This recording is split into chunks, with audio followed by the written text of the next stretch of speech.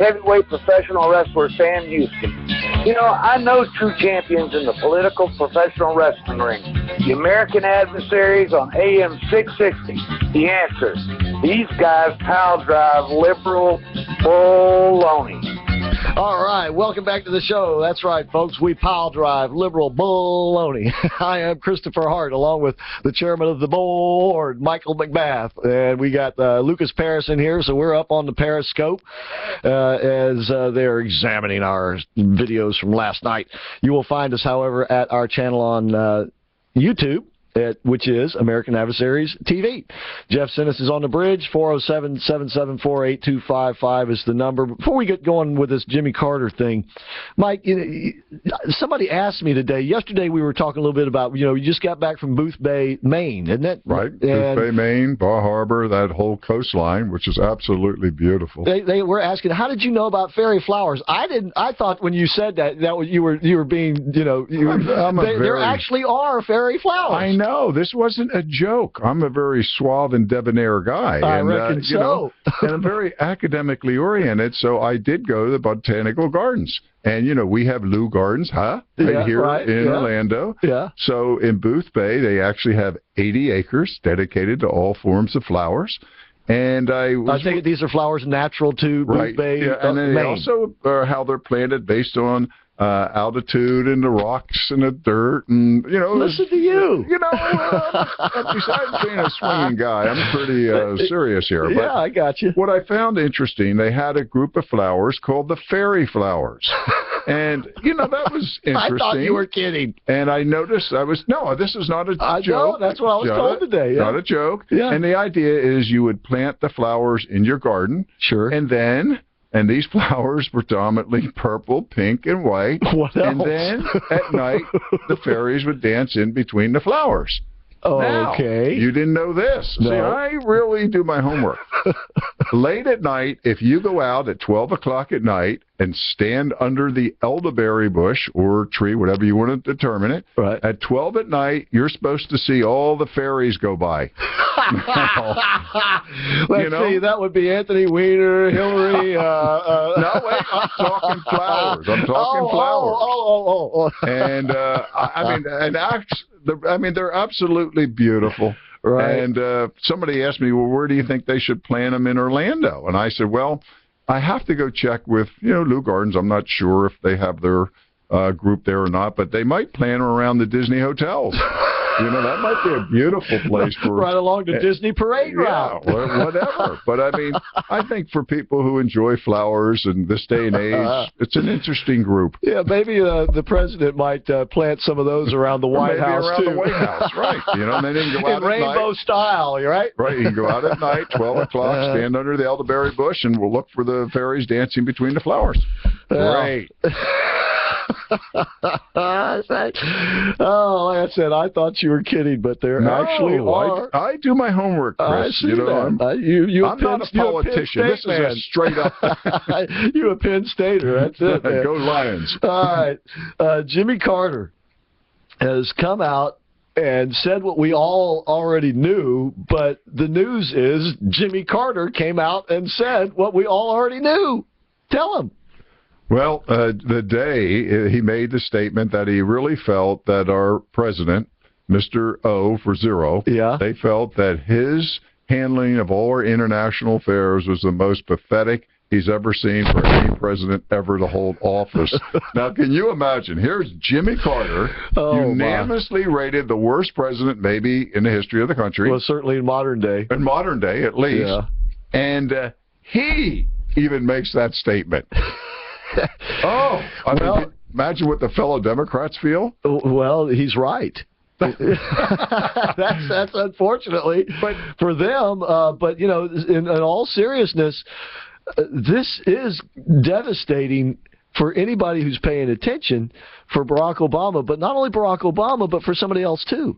Hillary Clinton. Oh, yeah. Because, of course, she was his Secretary of State, so which means... She is very close to our president, and she was really in charge of policy. Exactly. And the reset and all that. According to Carly Farina, she did a terrific job, didn't she, Hillary? Oh, yeah, right. But I think the other thing about that is, you know, you look at Jimmy Carter, and this is a guy that sadly enough, a lot of people think he was pretty close to what you might call a fool. Yeah. And but you know, this is a strong statement. But then when you think about why do we keep talking about Obama's international legacy? What type of legacy will be that you sold the nation out and you signed an agreement with Iran? Yeah. What type of legacy is that you decided to make friends with Cuba after what took place with us being the one that's constantly, well, we'll give you this, we'll give you that. You know, there's something else I believe at play here also with Jimmy Carter.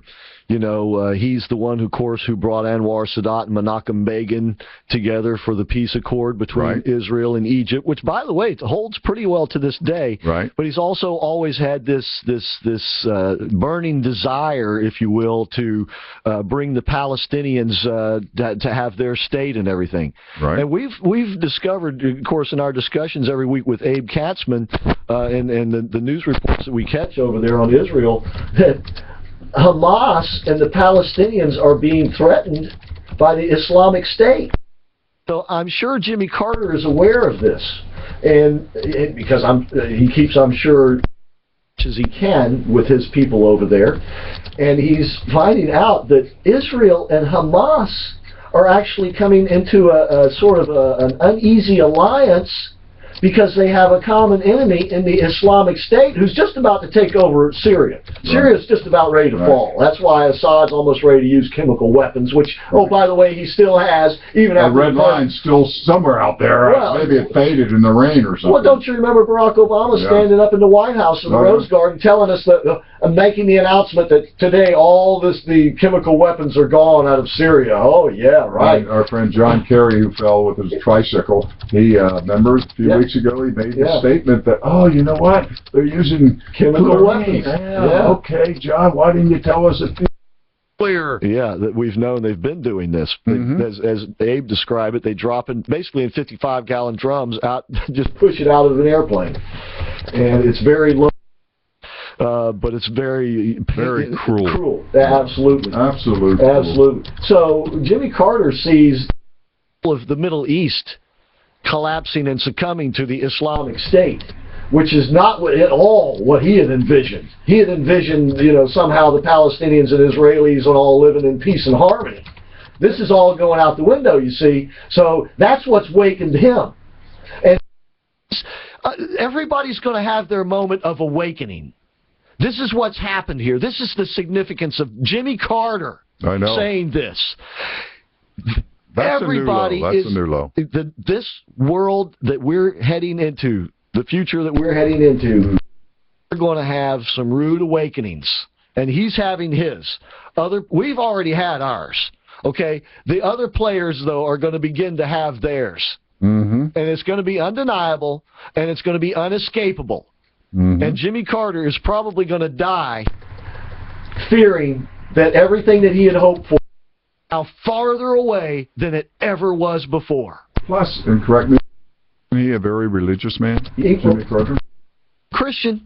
Do you think he's happy with how even the domestic policies of Obama are moving? He can't be. If he, and by the way, he's still, I know up until recently, he still taught Sunday school. Yeah, and I mean, my feeling is he'll probably come out with the next statement, as we get close to the end. He doesn't want to hit him with both sides. Well, like I say, it's an awakening. It's an awakening. And other people are going to have it too. I believe there are a lot of Christians who are sort of looking at this and going, wait a minute. Oh, just wait a minute. Like the black Christian churches. They're going, this isn't where we thought we was going with this, with Barack. We didn't know we was going this way. It's a rude awakening, but it is happening. And it will continue to happen. Jimmy Carter's just the latest example of it, I believe. Well, Newsweek, May 4th. Yeah, that was, May 4th edition. They had their... read that they called him the most flawed president in the history of the United States. And they actually tried to, rare for Newsweek, but it was an open apology to the American people. And that was their last issue. Well, thanks for telling us then. Why didn't you tell us 6.5 years ago? And same with Jimmy Carter. Thanks for telling us now. Yeah. Thanks for stopping by. If you were on your game, you would have seen this developing. Right. You would have seen that you may not have liked us going into Iraq, but you would have seen that going out of there would have been an even worse decision. At least when we invaded Iraq, we kept the conflict in Iraq. Mm-hmm. When we came out, look at it now. It's all over. It's spreading like a cancer. It's metastasized everywhere. Yep, absolutely. And, you know, like you say, I mean, I'm looking forward to Jimmy's comment in about a year and a half on our domestic policies. Yeah. I can imagine what's coming. All right. Anyway, we'll keep you informed. You'll know how to deal with what's coming. All right, what's coming up next is David Levitt, and he's brought in a couple of libertarians with him, so we'll hear what they have to say about the goings-on in the world today and how they became libertarians. So don't go away. When we come back, once again, you can join us at 407-774-8255. Don't forget, it is summer. You're going to have those bug bites out there. You're going to have the sunburn. You're going to have the grill burns. And plus, you got those regular nagging things that bother you because your skin just isn't right. To get it right, go to skinfix.us. To get your skin fixed, go to skinfix.us. That's where you'll find Roxy Pacifics. This stuff is all natural. It's great stuff. I gave a bottle to a fella yesterday because his son just had like a skin graft. It really works, folks. You need to get it at skinfix.us. We'll be right back.